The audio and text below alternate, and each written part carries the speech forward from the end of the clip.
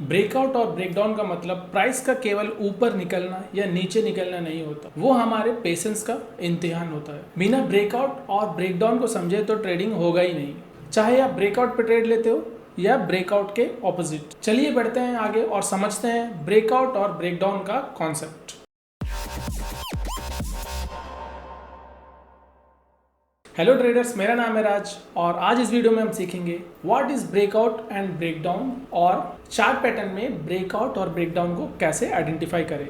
तो बात करते हैं what is breakout and breakdown. देखिए, ब्रेकआउट और ब्रेकडाउन सारे मार्केट में काम करता हो, चाहे वो फॉरेक्स मार्केट हो या इंडियन मार्केट हो या कहीं पर भी या क्रिप्टो मार्केट हो। ब्रेकआउट और ब्रेकडाउन का कॉन्सेप्ट सारी जगह पे काम करता है। आपने अगर ध्यान दिया होगा तो देखिए, किसी भी चार्ट को ओपन कर लीजिए, किसी भी कंपनी का, स्टॉक का, कहीं का भी चार्ट ओपन करके देखिए, प्राइस हमेशा एक जोन बना के चलता है, अप डाउन। तो जिसके जो ऊपर वाला जो हिस्सा होता है उसे हम रेसिस्टेंस बोलते हैं और जो नीचे का हिस्सा होता है उसे हम सपोर्ट बोलते हैं। आपको सपोर्ट एंड रेसिस्टेंस का कॉन्सेप्ट नहीं पता है तो मैं वीडियो लिंक में डाल दूंगा डिस्क्रिप्शन बॉक्स पे, आप वहाँ पे एक बार देख लेना, सपोर्ट एंड रेसिस्टेंस को अच्छी तरह समझ लेना, क्योंकि विदाउट सपोर्ट एंड रेसिस्टेंस हमारा ब्रेकआउट और ब्रेकडाउन का कॉन्सेप्ट आप समझना थोड़ा डिफिकल्ट होगा। हाँ, तो हम कहाँ पर थे? हाँ, प्राइस चलता है एक जोन पे, तो जब उस जोन का प्राइस अप साइड पे ब्रेक करता है तो उसे हम ब्रेकआउट बोलते हैं, और वही प्राइस जब डाउन साइड पे ब्रेक करता है तो उसे हम ब्रेकडाउन बोलते हैं। So simple, right? तो जब चैनल अप साइड पे ब्रेक करता है तो प्रोबेबिलिटी ये रहता है कि प्राइस और ऊपर जाएगा, हमें वहां पर एक तेजी देखने को मिलेगा, और जब प्राइस डाउन साइड पे ब्रेक करता है तो प्रोबेबिलिटी रहता है कि प्राइस और नीचे जाएगा और हमें वहां पर मंदी देखने को मिलेगी। तो ये होता है ब्रेकआउट एंड ब्रेकडाउन का कॉन्सेप्ट। तो अब बात करते हैं ब्रेकआउट एंड ब्रेकडाउन को हम चार्ट पैटर्न पे कैसे आइडेंटिफाई करें। इसके लिए हमें किसी स्टॉक पर जाना होगा और वहाँ पर चार्ट पैटर्न आइडेंटिफाई करना है कि कौन सा चार्ट पैटर्न बन रहा है, और वहाँ पर ब्रेकआउट और ब्रेकडाउन कैसे होता है हम इस चार्ट पर देखेंगे। देखिए, ब्रेकआउट और ब्रेकडाउन को चार्ट में समझने से पहले बहुत सारे टाइप का ब्रेकआउट और ब्रेकडाउन होता है, तो ये चीज़ को समझना है। जैसे प्राइस यहाँ पर देखिए जोन पे चल रहा है, यहाँ पे जोन पे चल रहा है, अब यहाँ पे अप साइड पे ब्रेक करे तो ये ब्रेकआउट होगा, यहाँ पे डाउन पे ब्रेक करे तो ब्रेक डाउन होगा। और अगर प्राइस ऐसे चल रहा है डाउन ट्रेंड पे और इसको अप साइड पे ब्रेक करे तो ये भी ब्रेकआउट होगा, और डाउन साइड पे ब्रेक करे तो ब्रेक डाउन होगा। और प्राइस ऐसे अप ट्रेंड पे चल रहा है, वहाँ पर अप साइड पे ब्रेक करे तो ये ब्रेकआउट होगा, डाउन साइड पे ब्रेक करे तो ब्रेक डाउन होगा। ऐसे ही प्राइस चलते चलते बहुत सारा पैटर्न बनता है।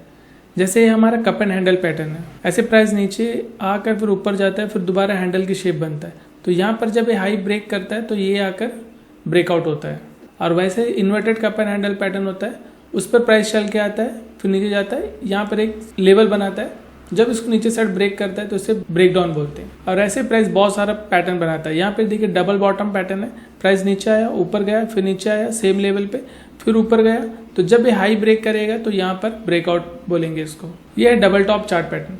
यहाँ पर प्राइस ऊपर गया, नीचे आया, ऊपर गया, सेम एयर ऐसे रेसिस्टेंस लिया, फिर दोबारा जब आता है ये लेवल ब्रेक करता है तो ये हमारा ब्रेक डाउन हो गया।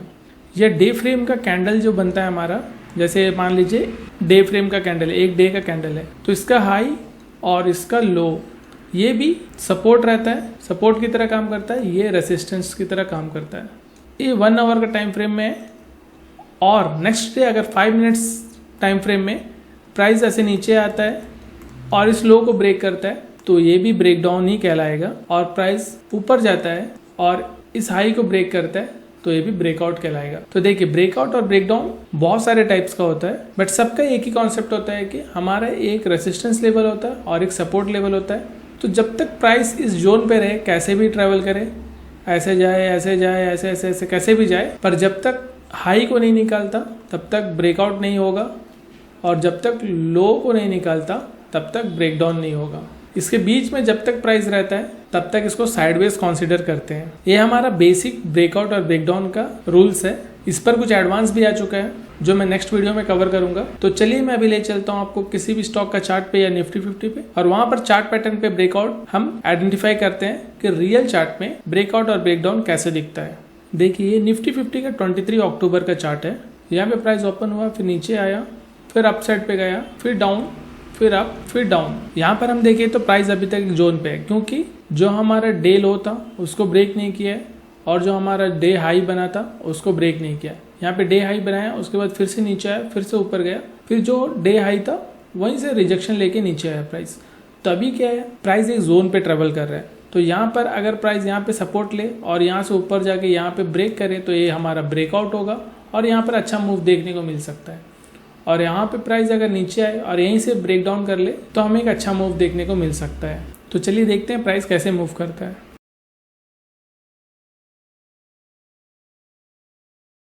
देखिए प्राइस ने जैसे ये लेवल ब्रेक किया यहाँ पर, उसके बाद हमें एक अच्छा मूव देखने को मिला और प्राइस ने बहुत ही अच्छा प्राइस एक्शन फॉलो करते हुए रीटेस्ट भी किया उसी लेवल से और उसके बाद हमें अच्छा फॉल देखने को मिला डाउन साइड पे। तो ये हमारा हो गया ब्रेक डाउन। चलिए दूसरा एग्जाम्पल भी देख लेते हैं। यहाँ पर देखिए, यहाँ पर भी हमें काफ़ी अच्छा ब्रेकआउट देखने को मिला। प्राइस एक नीचे आ रहा था डाउन पर जोन बनाकर, फिर यहाँ पे एक डाउन बना, उसके बाद अप गया, उसके बाद नीचे, फिर अप। तो हम यहाँ पर देखेंगे तो हमें दो चार्ट पैटर्न देखने को मिलता है। पहला यहाँ पे डबल बॉटम बना है, तो जहाँ से डबल बॉटम का स्टार्ट हुआ था यहाँ से हम एक लाइन ड्रॉ करेंगे। ये हमारा रेजिस्टेंस एरिया होगा और ये हमारा सपोर्ट एरिया। तो जैसे रेजिस्टेंस एरिया के ऊपर कोई भी कैंडल क्लोज करेगा उसके नेक्स्ट कैंडल पे हम एंट्री ले सकते हैं। तो जैसे देखिए यहाँ पर हमारे एक कैंडल क्लोज किया, तो उसका नेक्स्ट कैंडल जब इसका हाई ब्रेक करता है तो यहाँ पर हम अपना एंट्री प्लान कर सकते हैं। इस लो पे हमारा SL होगा। तो प्राइस उसके बाद नीचे आया, लेकिन उसके बाद काफ़ी अच्छा मूव हमें अपसाइड पे देखने को मिला। तो यहाँ पर एक चार्ट पैटर्न का ब्रेकआउट देखने को मिला हमें, और एक भी देखेंगे हम। यहाँ पर देखिए एक प्राइस एक जोन बना के आ रहा था ऐसे, तो यहाँ से हम एक लाइन ड्रॉ करेंगे ऐसे और यहाँ से एक लाइन ड्रॉ करेंगे। तो जब प्राइस ब्रेकआउट दे अपसाइड पे और कैंडल क्लोज करे, तो जैसे यहाँ पे कैंडल क्लोज किया, तो जो भी कैंडल इसका हाई ब्रेक करेगा उसके बाद हम अपनी एंट्री प्लान कर सकते हैं।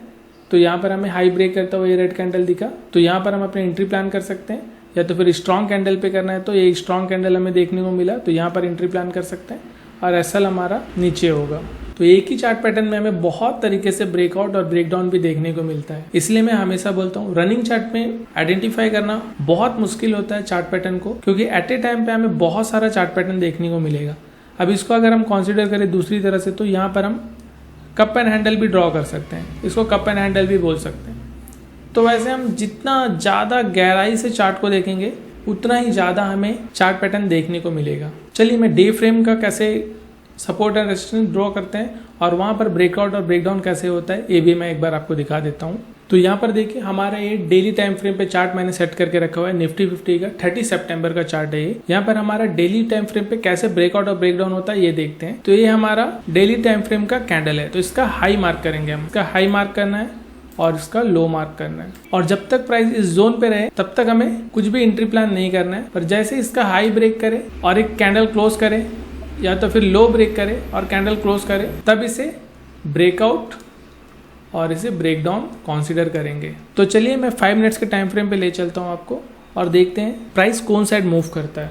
देखिए 5 मिनट्स के टाइम फ्रेम पे ये हमारा हाई हो गया और ये हमारा लो हो गया। तो प्राइस इस साइड पे ब्रेक करना चाहिए और कैंडल क्लोज, या इस साइड पे ब्रेक करना चाहिए कैंडल क्लोज, तो हमारे ब्रेकआउट होगा, ये ब्रेक डाउन होगा। मैं यहाँ भी आपको इसलिए बता रहा हूँ क्योंकि डेली चार्ट पैटर्न हमें देखने को नहीं मिलता है, तो इसे भी हम डेली टाइम फ्रेम का भी हाई और लो को एक इंपॉर्टेंट रेसिस्टेंस और सपोर्ट की तरह हम मान सकते हैं। तो चलिए देखते हैं प्राइस एक्शन क्या बोलता है।